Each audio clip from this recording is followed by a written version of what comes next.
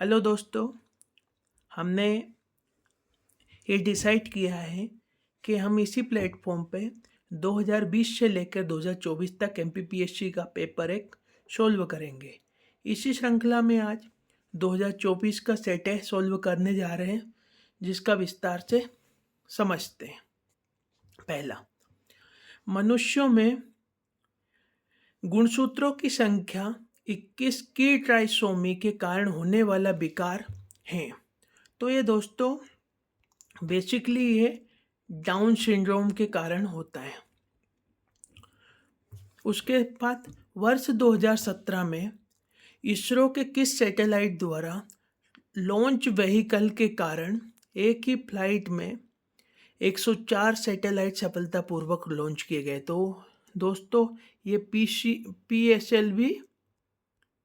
PSLV C-37 के द्वारा launch किए गए। आगे बढ़ते हैं दोस्तों। राष्ट्रीय स्वास्थ्य नीति 2017 ने स्वास्थ्य में सुधार के लिए प्राथमिकता वाले 7 क्षेत्रों पर समन्वित कार्रवाई की पहचान के लिए दिए गए विकल्पों में कौन 7 प्राथमिकता वाले क्षेत्रों के अंतर्गत नहीं है? तो दोस्तों इसमें स्वच्छ भारत अभियान आता है, यात्री सुरक्षा भी सम्मिलित है, निर्भया नारी भी मतलब सम्मिलित है, किंतु जो अन्नपूर्णा योजना है दोस्तों उसको इसमें शामिल नहीं किया गया है।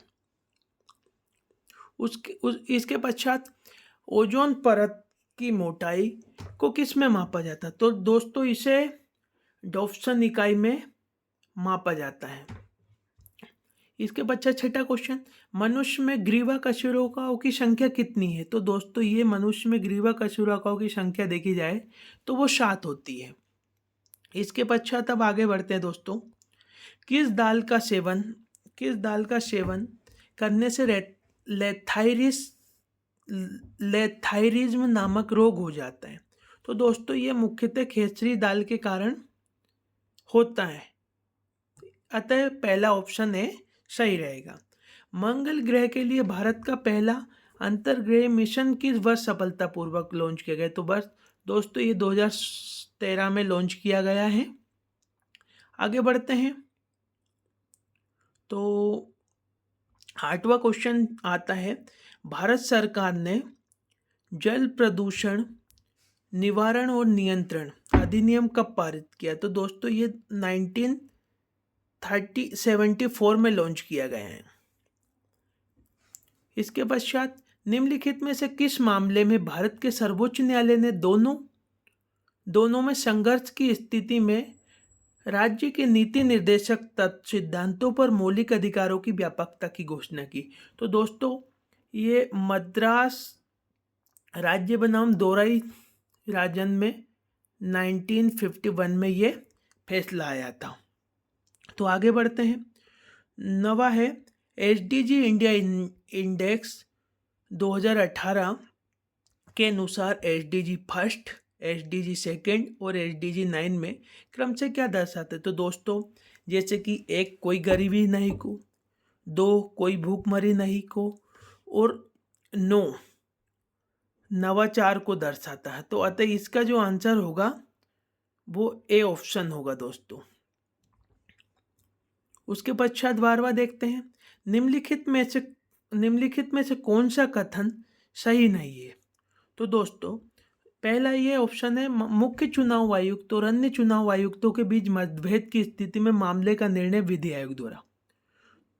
दूसरा ऑप्शन है, चुनाव आयोग को मुख्य चुनाव आयुक्त की सिफारिश के अलावा उसके पद से नहीं हटाया जा सकता। सही दोस्तों, ये सेकंड सही है। मुख्य चुनाव आयुक्त और अन्य चुनाव आयुक्तों को समान शक्तियां प्राप्त है, ये भी सही है। और कार्यकाल के बारे में भी सही दिया हुआ है। तो इसका जो ए ऑप्शन होगा, इसमें विधि आयोग का तो कोई योगदान ही नहीं होता दोस्तों, तो ये कैसे हो सकता? अतः इसका ऑप्शन ए गलत होगा।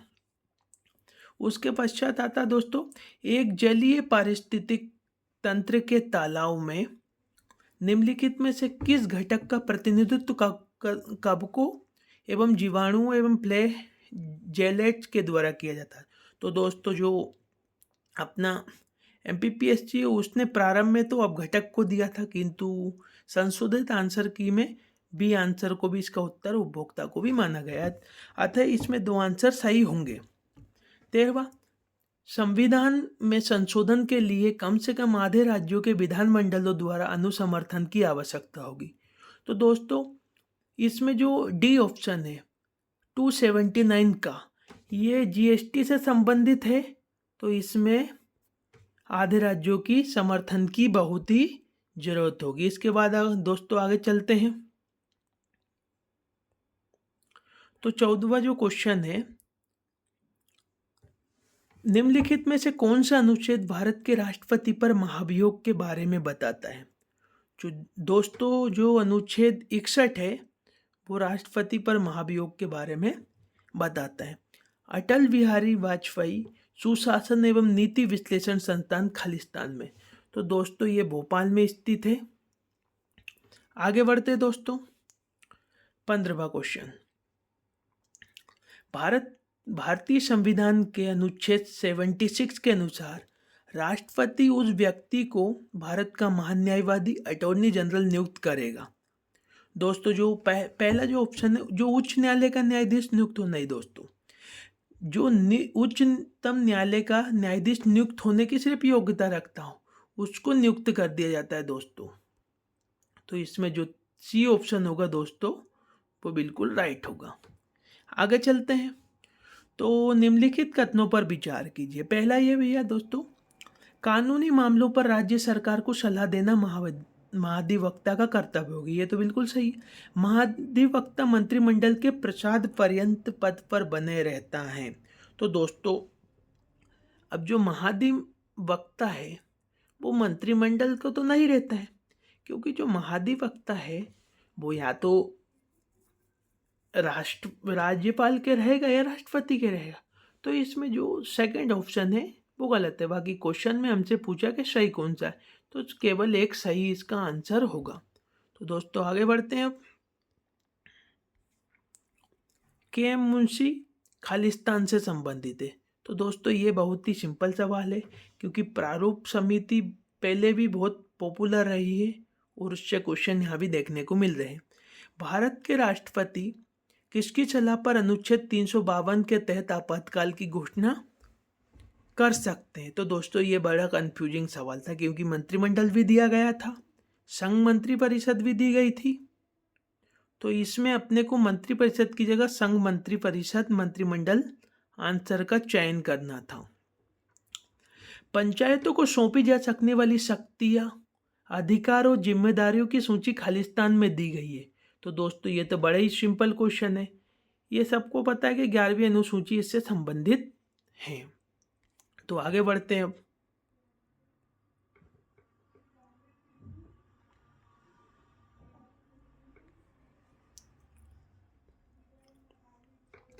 भीमा जनजाति के लोग मध्य प्रदेश के किन जिलों में निवास करते हैं? तो दोस्तों जो MPPSC था उसने प्रारंभ में तो जो आंसर दिया था वो मंडला और डिंडोरी को माना गया था। बाकी फिर बहुत सारे रिसोर्स में अलग अलग आंसर होने के कारण इसे फाइनली डिलीट कर दिया गया। मांडवारा त्यौहार खालिस्तान द्वारा बनाया जाता है। तो दोस्तों जो मांडवारा त्यौहार है वो गोंड जनजाति मनाती है। मध्य प्रदेश सरकार द्वारा आदिवासी लोक एवं पारंपरिक कलाओं के लिए महिलाओं को दिया जाने वाला सम्मान कौन सा है? तो दोस्तों महिलाओं के लिए जो राष्ट्रीय देवी अहिल्या सम्मान है वो दिया जाता है। बीरा किस आदिवासी जनजाति की महिलाओं का लोकप्रिय गीत है? तो दोस्तों ये गोंड जनजाति से संबंधित है। तो आगे बढ़ते हैं अपन।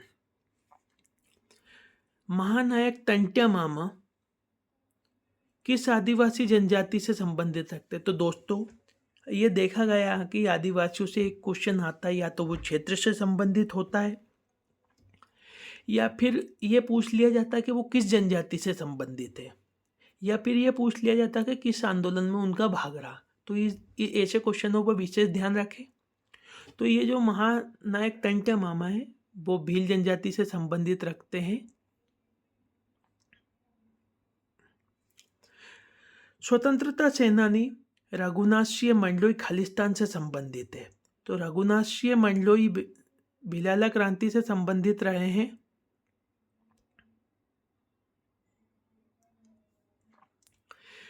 भारतीय साहित्य में जनजातीय जीवन की सांस्कृतिक परंपरा और विशिष्टताओं पर लेखन के लिए कौन सा सम्मान दिया जाता है? तो दोस्तों ये क्वेश्चन को फाइनली फिर डिलीट कर दिया गया, क्योंकि जो राज्य सरकार का जो बजट है उसमें ये कुछ अलग विषय में दिया गया है।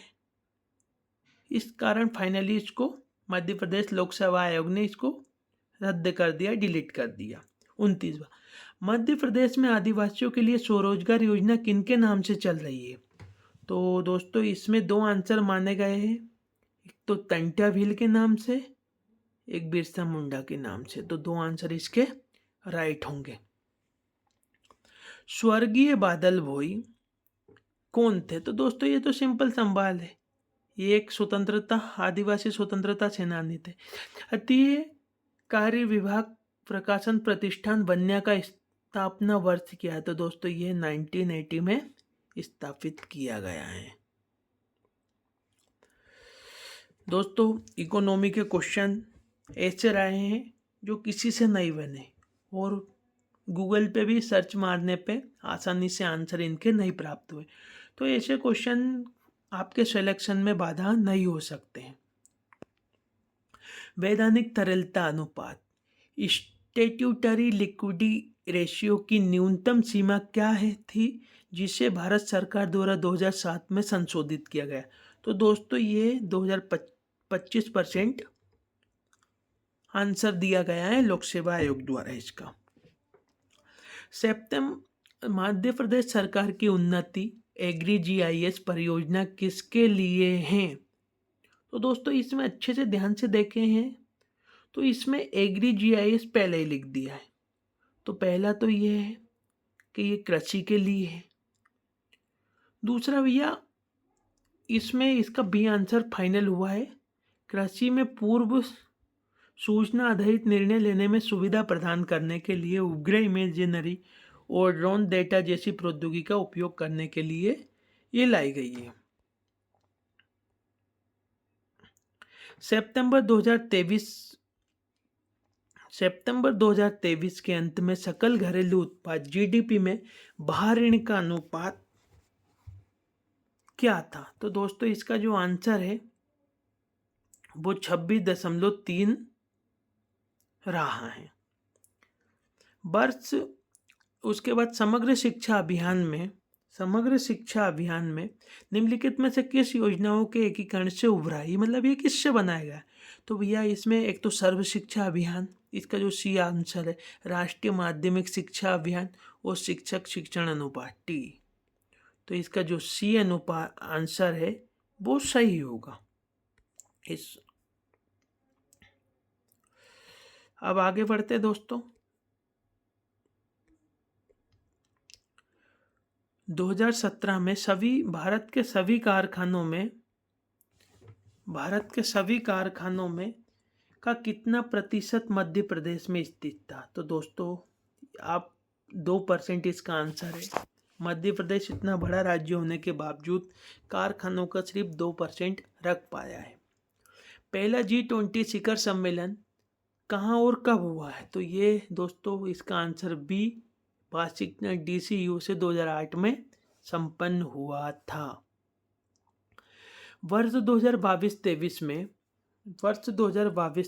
में मध्य प्रदेश और भारत की प्रति व्यक्ति आय के अग्रिम अनुमानों की स्थिर 2011-12 कीमतों पर तुलना करने पर हम पाते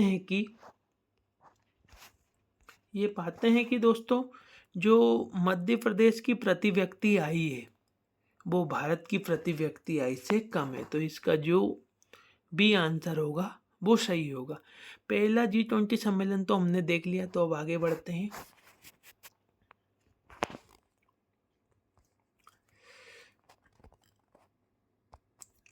GI टैग प्राप्त चिन्नौर चावल का उत्पादन मुख्य रूप से मध्य प्रदेश के किस जिले में किया जाता है? तो दोस्तों GI जो चिन्नौर चावल है जो मध्य प्रदेश के बालाघाट में किया जाता है। यूनिक्स ऑपरेटिंग सिस्टम का केंद्रीय भाग कर्नल कहलाता दोस्तों।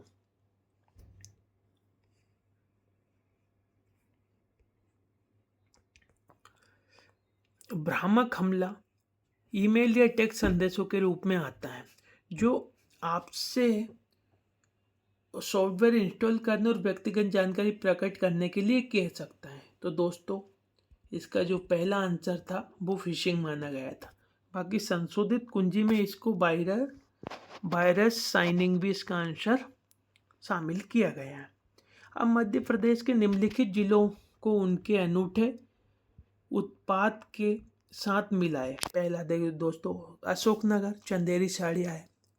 वहीं खरगोन केले से संबंधित है। बुरहानपुर नहीं, जो मंदसौर है, जो अपना खरगोन है, खरगोन में महेश्वर पड़ता है, तो जो महेश्वर है वो महेश्वरी साड़ी और टाइगर प्रिंट के लिए प्रसिद्ध है। वहीं बुरहानपुर केले के लिए जाना जाता है और मंदसौर लहसुन के लिए। इस तरह इसका जो 4 का 4 और 3 का 1, तो इसका आंसर नंबर 20 सही होगा दोस्तों इसका आंसर। अब आगे बढ़ते हैं।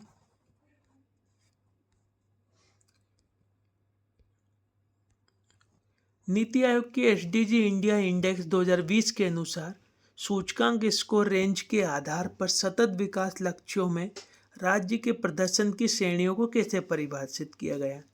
तो दोस्तों जो इसमें आंसर जो बी है, जैसे कि आकांक्षी 0 से 49, प्रदर्शक 50 से 64 और अग्रणी 65 से 99 और अचीवर 100। तो ये आंसर नंबर बी इसका राइट है। दोस्तों ये बिल्कुल सिंपल आंसर थे। ऐसे क्वेश्चन अगर गलत होते हैं तो सिलेक्शन होने के चांस कम हो जाते हैं। और ये कुटरली दोस्तों एक सर्च इंजन है। बड़ा अद्भुत सवाल रहा है ये।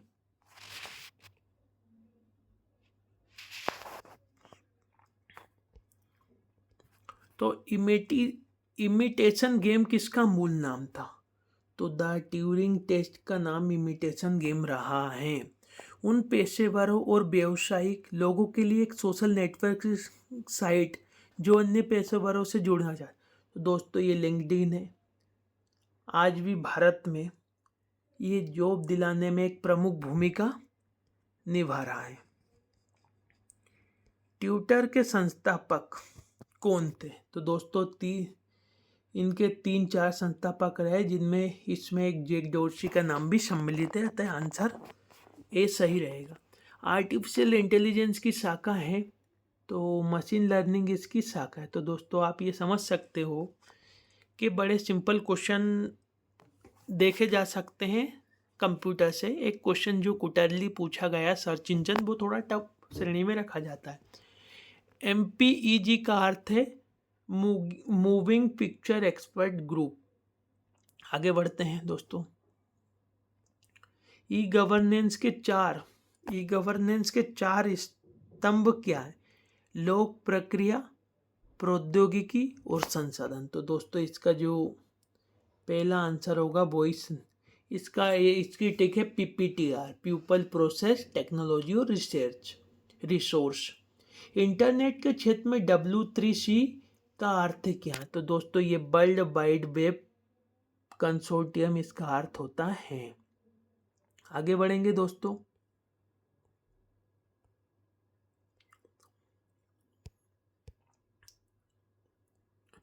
तो 2021-22 के अनुसार मध्य प्रदेश में क्षेत्रफल एवं उत्पादन की दृष्टि से अनाजों में गेहूं का कौन सा स्थान है। तो दोस्तों अनाजों में गेहूं का प्रथम स्थान रहा है। मध्य प्रदेश के दक्षिण पूर्वी भाग में अधिकांश वर्षा किसके द्वारा होती। तो दोस्तों दक्षिण पूर्वी भाग है जो बंगाल की खाड़ी की ओर है। अतः नॉर्मल सी भाग है, बंगाल की खाड़ी ही इसका सही आंसर होगा। मध्य प्रदेश में काली मिट्टी का निर्माण किस चट्टान के द्वारा हुआ है। तो दोस्तों ये बेसाल्ट पत्थर है। नॉर्मल क्वेश्चन रहा है। सोयाबीन का उत्पादन प्रारंभ हुआ था। दोस्तों ये बड़ा ही कंफ्यूजिंग क्वेश्चन था। बहुत सारे लोगों ने इसमें उज्जैन को आंसर टिक किया था, किंतु इसका जो फाइनल आंसर रहा है वो देवास रहा है। मध्य प्रदेश में बांस का राष्ट्रीयकरण कब हुआ था? तो दोस्तों 1973 में बांस का राष्ट्रीयकरण हुआ था। रॉक फॉस्फेट का उपयोग निम्न में से किस उद्योग में किया जाता है? तो दोस्तों जो उर्वरक उद्योग है उसमें रॉक फॉस्फेट का उपयोग किया जाता है। विंध्यन स्कार्पलैंड का दक्षिणी भाग क्या कहलाता? तो ये भांडर श्रेणी कहलाता दोस्तों। ये भी बहुत सारे लोगों ने सिंपल क्वेश्चन होने के बावजूद कंफ्यूजन में गलत कर दिया था। भारत हेवी इलेक्ट्रिक लिमिटेड अर्थात भेल की स्थापना किस वर्ष एक देश की कंपनी द्वारा के सहयोग से हुई थी? तो दोस्तों ये ब्रिटेन के सहयोग से हुई है। उसके पश्चात अगर देखा जाए तो बांग्ला भाषा में रचित उपन्यास दुर्गेश नंदिनी के लेखक का नाम? तो इनके जो लेखक थे बंकिम चंद्र चटर्जी रहे हैं। केशव चंद्र सेन जो कि ब्रह्म समाज का प्रचार आचार्य किसे नियुक्त किया है? तो दोस्तों इन्होंने देवेंद्र नाथ ठाकुर को, केशव चंद्र सेन को देवेंद्र नाथ ठाकुर ने किया था। जबकि जब राजा राम मोहन राय की ब्रिटेन में मृत्यु हो गई थी तो उसके पश्चात देवेंद्र नाथ ठाकुर बने। किंतु जो केशव चंद्र सेन है उनकी बहुत ही अच्छी गतिविधियों के कारण इन्होंने इनको प्रधान बना दिया, जिससे जो ब्रह्म समाज का है भारत भर में विस्तार हुआ। 2011 की जनगणना के अनुसार किस जिले में नगरीय जनसंख्या का प्रतिशत सर्वाधिक रहा है? तो दोस्तों ये भोपाल रहा है, जिसमें महात्मा गांधी ने किस असहयोग आंदोलन के दौरान वेल्स के राजकुमार का बहिष्कार करने का निर्णय लिया? तो दोस्तों बहिष्कार सिर्फ एक ही आंदोलन में किया गया था। असहयोग आंदोलन का मतलब ही बहिष्कार है, मतलब अपन उनका सहयोग ही नहीं करेंगे। तो सिंपल था। मौर्यकालीन प्रशासनिक व्यवस्था में प्रदेष्टा किस विभाग से संबंधित था? तो दोस्तों ये न्याय विभाग से संबंधित रहा है। तो आगे बढ़ते हैं दोस्तों। निम्नलिखित में से कौन सी सिंचाई परियोजना में 4 राज्यों की भागीदारी? तो सरदार सरोवर 4 राज्यों की है, गुजरात, राजस्थान, महाराष्ट्र और मध्य प्रदेश। के.एम. पणिक्कर ने किसके लिए कहा कि वे आधुनिक भारत के कूटनीतिज्ञ थे? तो दोस्तों जो अपने गोपाल कृष्ण गोखले थे वो आधुनिक भारत के सबसे बड़े कूटनीतिज्ञ माने गए हैं। किस वेद में सभा और समिति को पृथक संस्थाओं के रूप में घोषित किया गया? तो ये अथर्ववेद में है दोस्तों। ये आंसर बहुत ही सिंपल था, फिर भी कुछ लोगों ने क्षत्रिय वर्णों में किस मंत्र के संपादन का प्रावधान मिलता है? तो दोस्तों ये जो क्षत्रिय वर्णों की बात हो रही है, त्रिष्टु नामक मंत्र इसका सही आंसर है। अब ये नदियों को मिलान करना दोस्तों, तो नदियों को मिलाने के लिए हम देखेंगे कि कावेरी जो है ब्रह्मगिरी पहाड़ियों से निकलती है, जबकि साबरमती मेवाड़ की पहाड़ियों से निकलती है। ताप्ती नदी सतपुड़ा श्रेणी से निकलती है और दामोदर नदी छोटा नागपुर से निकलती है। तो दोस्तों अगर अपन इसका देखें आंसर, तो इस अनुसार इसका आंसर जो होगा वो सी आंसर राइट होगा। आगे बढ़ते दोस्तों।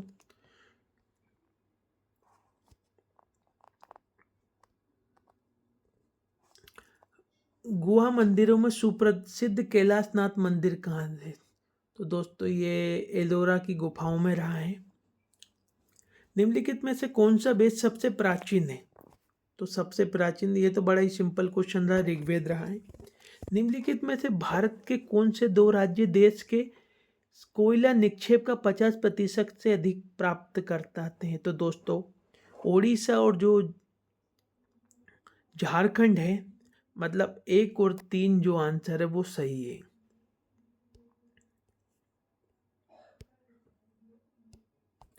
अष्टांग योग के अंतर्गत किसे अंतरंग साधना कहा गया है? तो अंतरंग साधना दोस्तों धारणा को कहा गया है। मध्य प्रदेश 2000 वर्ष 2021-22 में भारत में दालों के उत्पादन में किस राज्य का प्रथम स्थान रहा है? तो दोस्तों दालों में तो मध्य प्रदेश अग्रणी ही है हमेशा। हालांकि तिलहन में मध्य प्रदेश दूसरे स्थान पे आता है।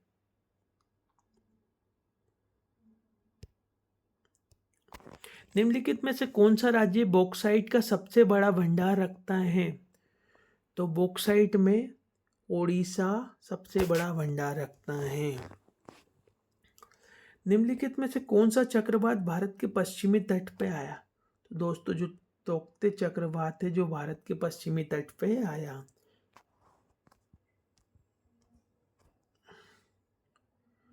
जो 79 नंबर का क्वेश्चन है दोस्तों, निम्नलिखित पर्वत चोटियों को उनकी ऊंचाई के अनुसार अवरोही क्रम में व्यवस्थित कीजिए। तो दोस्तों इस क्वेश्चन को डिलीट कर दिया गया क्योंकि अवरोही का मतलब होता है डिसेंडिंग ऑर्डर, जबकि इंग्लिश में असेंडिंग ऑर्डर लिखा गया है। अगर अपन ये देखें क्वेश्चन मतलब हिंदी में ये है कि घटते क्रम में बताओ और इंग्लिश में बढ़ते क्रम से बताओ, तो इसे डिलीट कर दिया जल्दबाजी में। हालांकि इसके दो आंसर हो सकते थे।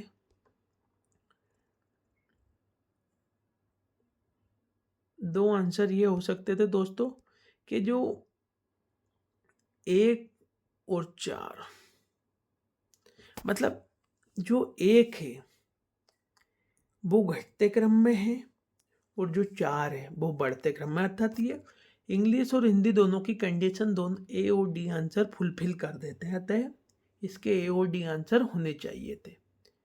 अब दोस्तों अब आगे बढ़ते हैं। तो निम्नलिखित में से कौन सा कथन सही नहीं है दोस्तों? तो एल नीनो एक समुद्री जलधारा है जो पेरू तट पर प्रकट होती, बिल्कुल समुद्री जलधारा तो है ही और पेरू पे भी प्रकट होती है। एल नीनो भारतीय मानसून को कमजोर, बिल्कुल। लाल नीनो भारतीय मानसून को मजबूत करती है, ये भी सही। जबकि जो सी आंसर है दोस्तों, एल नीनो प्रतिवर्ष घटित नहीं होती है, ये 3 से 5 से 7 वर्ष में घटित होती हैं।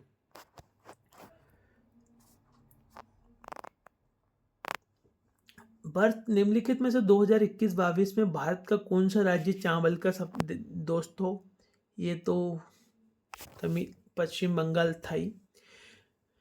निम्नलिखित में से कौन सी सबसे लंबी नदी है? तो इसको थोड़ा देखते हैं स्क्रॉल करके दोस्तों। तो कावेरी, ताप्ती, नर्मदा, सुन तो सबसे बड़ी नदी नर्मदा है चारों में से। वर्ष 2011 के अनुसार भारत के निम्नलिखित राज्यों में से कौन से राज्य में जनसंख्या का घनत्व सबसे कम रहा है? तो जनसंख्या घनत्व अरुणाचल प्रदेश में सबसे कम रहा है।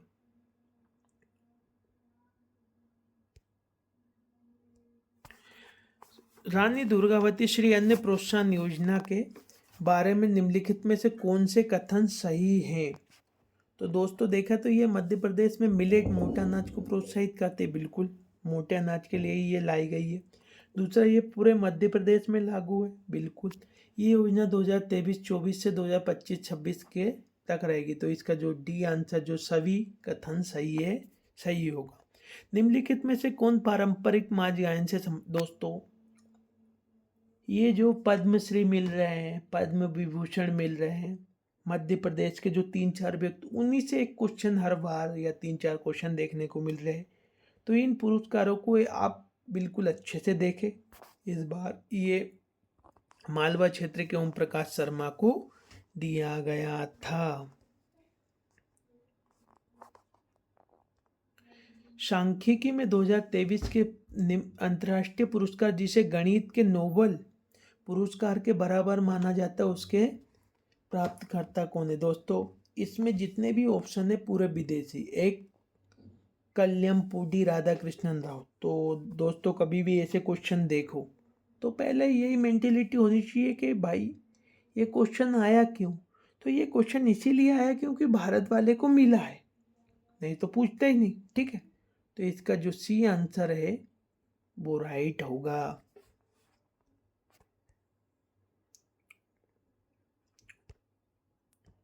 वर्ष 2024 में भारत के राष्ट्रपति द्वारा निम्नलिखित में से किसको राज्यसभा के 12वें सदस्य के रूप में नामित किया गया है या मनोनीत किया? तो सुधा मूर्ति को राष्ट्रपति द्वारा मनोनीत किया गया। वर्ष 2024 में FIDE फिडे के कैंडिडेट टूर्नामेंट जीतने वाले सबसे कम उम्र के खिलाड़ी कौन बने? तो दोस्तों ये डी गुगेश रहे हैं। अभी इन्होंने विश्व के सबसे कम उम्र के विश्व चैंपियन बनने का गौरव प्राप्त किया है। मध्य प्रदेश के पैरा कैनो खिलाड़ी कौन है जिन्हें 2023 में अर्जुन पुरस्कार से सम्मानित किया गया? तो दोस्तों यहाँ पे ध्यान देने की बात है, शिवेंद्र सिंह भी हो सकते थे, बाकी पैरा कैनो नहीं है।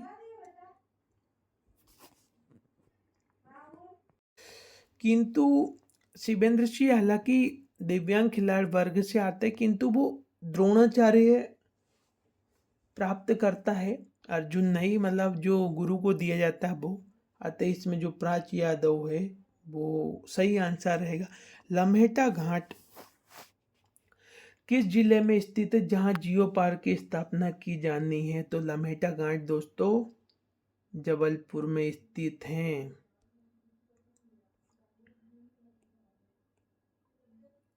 88वां क्वेश्चन दोस्तों, निम्नलिखित में से किसको वर्ष 2024 में भारत के लोकपाल के अध्यक्ष के रूप में नियुक्त किया गया? अच्छा क्वेश्चन था दोस्तों। इसका आंसर श्री न्यायमूर्ति अजय माणिकराव खानविलकर। इससे पहले मेंस में एथिक्स में ये पूछ लिया गया था कि पहले लोकपाल कौन है, तो वो न्यायमूर्ति पिनाकी चंद्र घोष थे, और दूसरे अपने जो अभी बने हुए श्री न्यायमूर्ति अजय माणिकराव खानविलकर रहे हैं। निम्नलिखित स्वतंत्रता सेनानियों को उनके क्रांति क्षेत्र से सुमेलित किए? तो राजा मर्दन सिंह भानपुरा के हैं, राजा दौलत सिंह नेमावर क्षेत्र से आते हैं, राजा बखत वली शाहगढ़ से आते हैं, और मुराद अली महू से आते हैं। तो थोड़ा अपन स्क्रॉल करके इनको देखेंगे उत्तर। तो दोस्तों जो चौथे का चौथा आएगा 2 में है, उसके बाद तीसरे का तीसरा आएगा वो भी 2 में, राजा दौलत सिंह नेमावर का 2 का 1, 2 का 1 तो 1 ही है, तो इसका जो आंसर ए सही रहेगा। उसके बाद दोस्तों विश्व की पहली वैदिक घड़ी कहाँ पर स्थित है? तो दोस्तों यहाँ पे उज्जैन सीधा सीधा, अगर इंदौर ऑप्शन में होता तो शायद थोड़ा बहुत कंफ्यूजन बच्चों को हो जाता, किंतु इंदौर नहीं होने पर उज्जैन तो कंफर्म आंसर था ही। नर्मदा नदी का साहित्यिक संदर्भ सर्वप्रथम कहाँ मिलता है? तो ये शतपथ ब्राह्मण में मिलता है दोस्तों। जनवरी से मार्च 2024 में भारत और इंग्लैंड के मध्य संपन्न 5 टेस्ट मैचों की श्रृंखला क्रिकेट श्रृंखला में विजयी कौन रहा? तो दोस्तों भारत 4-1 से विजय रहा। शायद इसी रीजन के कारण इस क्वेश्चन को यहाँ पे पूछा गया है, क्योंकि बहुत बड़ी जीत रही थी। किस ताम्र पाषाण कालीन युगीन स्थल को बरामीर का जन्म स्थल माना जाता है, कहा जाता है? तो दोस्तों ये कायथा को माना जाता है। जो बरामीर थे वो एक विक्रमादित्य के नवरत्न थे। अभी की शोधों से पता चला कि जो ये नवरत्न थे जो अपने उज्जैन के विक्रमादित्य है उनके रहे थे, जबकि जो गुप्त सम्राट जो विक्रमादित्य थे उन्होंने अपने नवरत्नों को इनकी उपाधि दी थी।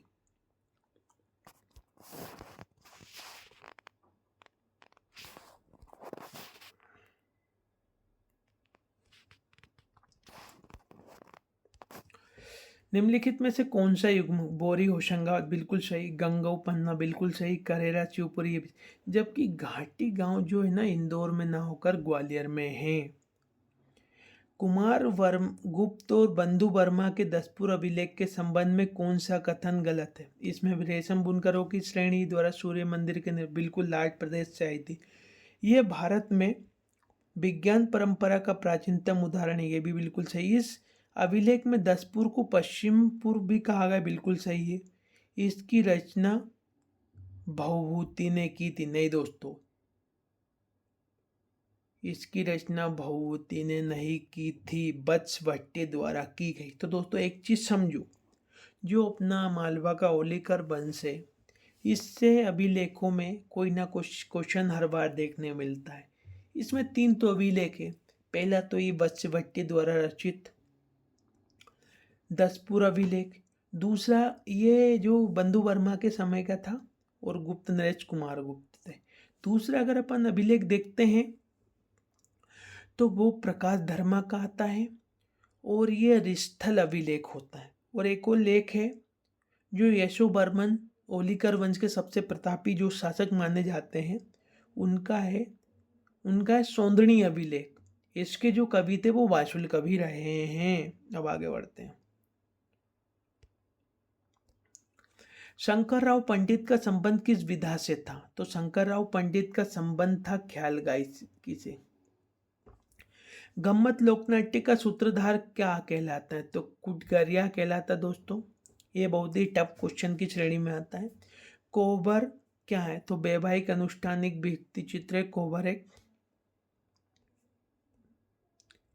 यशोवर्मन देख लो दोस्तों, अभी अपन ने चर्चा की 3 अभिलेख में से ये एक और शोभा क्वेश्चन में यशोवर्मन के सौंदर्य अभिलेख के रचयिता कौन थे? तो इसके जो रचयिता रहे मैंने आपको बताया, जैसे कि बाशुल कवि रहे। मोहन खेड़ा जीन तीर्थ निम्न में से किस जिले में? तो दोस्तों ये थोड़ा टफ क्वेश्चन है, धार जिले में है। तो दोस्तों आज ये 100 क्वेश्चन हमने लगाए हैं। अब इसके बाद हमारा ये टारगेट आएगा तो 23 लगाए, फिर 22, फिर 21, फिर 20।